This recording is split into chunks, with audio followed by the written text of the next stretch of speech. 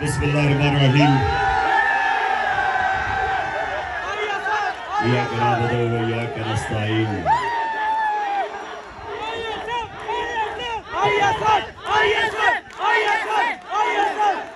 शुक्रिया। मैं सरगोदा यूनिवर्सिटी का शुक्रिया अदा करता हूं कि आज उन्होंने मुझे दावत दिया। तो मैं आप सबसे अब रिक्वेस्ट करूंगा कि खामोशी से आपने मेरी बात सुननी है, पसंद आई तो बाद में फिर नारे मारना। शुक्रिया। अच्छा, अभी बस आया सर, पता चल गया, सुन लिया मेरी बात। अच्छा देखें, मुझे पता चला कि जो गवर्नर पंजाब,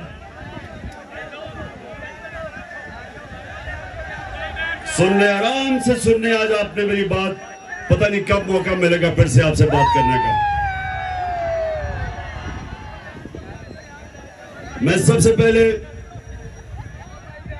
गवर्नर पंजाब जो चांसलर है सरगोदा यूनिवर्सिटी का, गवर्नर साहब जरा मैं आपसे मुखातिब हूं, आप सबके सामने, सरगोदा यूनिवर्सिटी के स्टूडेंट्स के सामने मैं गवर्नर पंजाब से मुखातिब हूं। मैं सबसे पहला सवाल गवर्नर साहब कि ये आपको किसने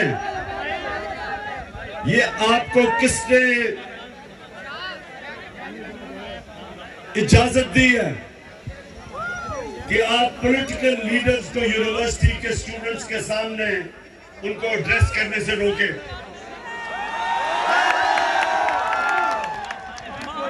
मैं ऑक्सफोर्ड यूनिवर्सिटी 3 साल था।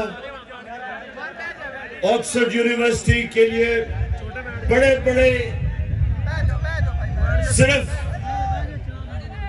बर्तानिया के पॉलिटिशियंस नहीं, इंटरनेशनल पॉलिटिशियंस इनवाइट करते थे, अभी भी करते हैं, और वो स्टूडेंट्स को एड्रेस करते थे। मुझे जब से मैंने यूनिवर्सिटी छोड़ी 3 दफा ऑक्सफोर्ड यूनिवर्सिटी ने मुझे इनवाइट किया है, बल्कि अभी फिर इनवाइट किया है कि मैं यूनिवर्सिटी के सामने आके एड्रेस करूं। तो मैं ये इस गवर्नर से पूछता हूं कि ये यूनिवर्सिटीज नर्सरीज होती हैं फ्यूचर लीडर्स के लिए। जो मुल्क के लीडर्स होते हैं वो आप जैसे नौजवान जो यूनिवर्सिटी एजुकेशन लेते हैं, आप फ्यूचर लीडर्स होते हैं। तो अगर आपके सामने पॉलिटिकल लीडर्स ना आके एड्रेस करें तो आपकी पॉलिटिकल तरबियत कैसे होगी? कैसे आपको पता चलेगा? आप अपना नजरिया कैसे बनाएंगे? कैसे आपको पता चलेगा कि लीडरशिप क्या होती है? क्योंकि आपने इंशाअल्लाह इस मुल्क के फ्यूचर लीडरशिप मेरे सामने बैठी हुई है। सो गवर्नर, खुदा के वास्ते इन चोरों की बातें ना सुनो जो ऊपर बैठे हुए हैं। इमरान खान को यह कौम 50 साल से जानती है, और मैं अपने फ्यूचर लीडर्स के सामने अगर आके बात करूंगा तो मुल्क की बेहतरी की बात करूंगा, इनकी बेहतरी की, इनकी तरबियत की बात करूंगा। और आपकी एक तो ये, जब भी ये सारा जो चोरों का टोला ऊपर आके बैठ गया है, जब ये मेरा नाम सुनते हैं तो इनकी कैंपेन टांगनी शुरू हो जाती है। और ये गवर्नर की भी कैंपेन टांगी कि उसने वाइस चांसलर को कहा कि जनाब इमरान खान को ना बुलाओ। सबको बुलाना चाहिए। मैं चाहता हूं कि कैंपेन टांगने वाला बिलावल भी आपके सामने खड़ा हो। ये और बात है कि वो आधी उर्दू आधी अंग्रेजी, और वो कह कुछ रहा होगा, मतलब कुछ और समझ आ जाएगी आपको। वो कई दफा उसको यही नहीं पता चलता कि वो करता है या करती है। और दूसरी तरफ अगर शहबाज शरीफ आया तो मैं आपको यकीन दिलाता हूं कि वो आपसे पैसे मांगने शुरू कर देगा।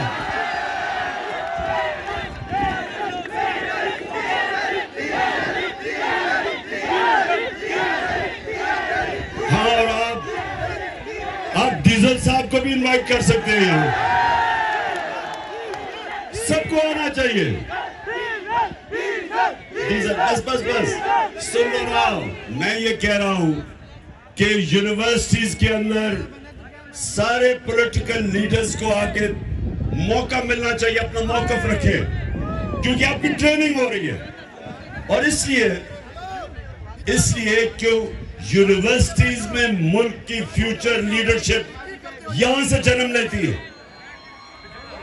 और दूसरी चीज,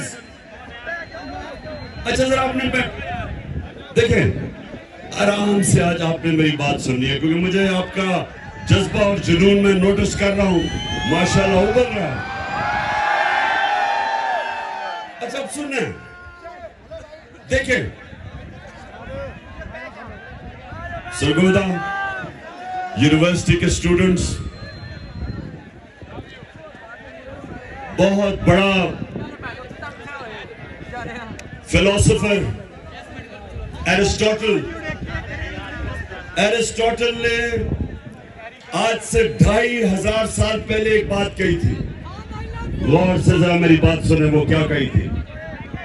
उसने कहा था कि अगर एक माशरे में नाइंसाफी हो, जुल्म हो, तो सारे माशरे के शहरी भाई आप बैठोगे तो बाकी सारे बैठेंगे। राय हक के लिए खड़े होंगे, इंसाफ के लिए खड़े होंगे।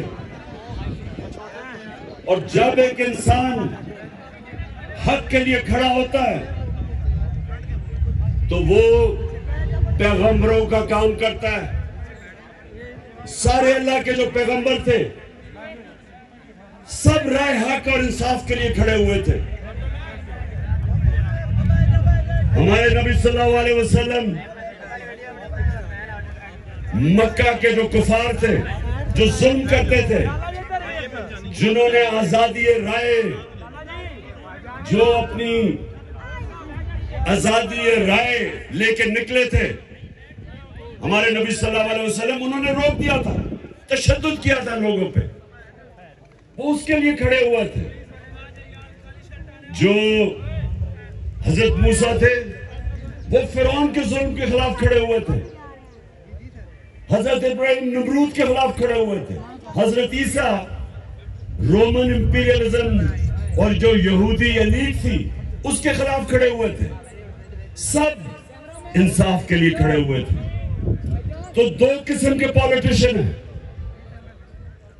एक पॉलिटिशियन है जिसको दुनिया हकारत से देखती है, अवाम का नाम लेके इक़्तिदार में आता है और उसी अवाम को लूटना शुरू कर देता है, झूठ बोलता है अवाम से।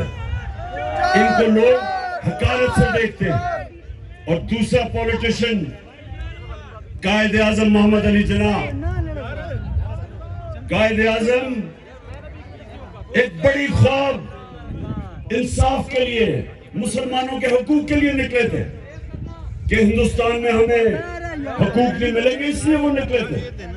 40 साल स्ट्रगल थी, इसलिए आज हम सब कायदे आजम की इज्जत करते हैं कि उन्होंने अपने लिए सियासत नहीं की थी, हमारे लिए की थी। नेल्सन मंडेला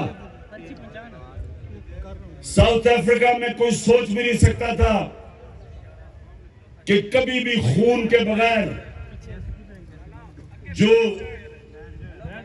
अफ्रीकन थे उनको आजादी मिलेगी, क्योंकि गोरों ने उनके ऊपर कब्जा किया हुआ था। अपार्थाइड रिजीम थी, गोरे ऊपर बैठे थे, नीचे गुलाम थे। तो नेल्सन मंडेला 27 साल उसने स्ट्रगल की, 27 साल जेल में गुजारे, लेकिन अपने मौकफ से पीछे नहीं हटा। और जब तक साउथ अफ्रीका रहेगा, चाहे वो गोरा हो या काला हो, सब नेल्सन मंडेला की इज्जत करेंगे, क्योंकि उसने अपनी जात के लिए पॉलिटिक्स नहीं की, और हमारे नबी सल्लल्लाहु अलैहि वसल्लम, हम क्यों उनसे इतना प्यार करते हैं, हम क्यों इश्क करते हैं उनसे? क्योंकि उन्होंने हमें हकूक दिलवाए, उन्होंने हमें इंसान बनाया, उन्होंने मदीना में अदल और इंसाफ का निजाम लेके आए, इंसानों को आजाद कर दिया, उन्होंने मेरिट लेके आए, उन्होंने तालीम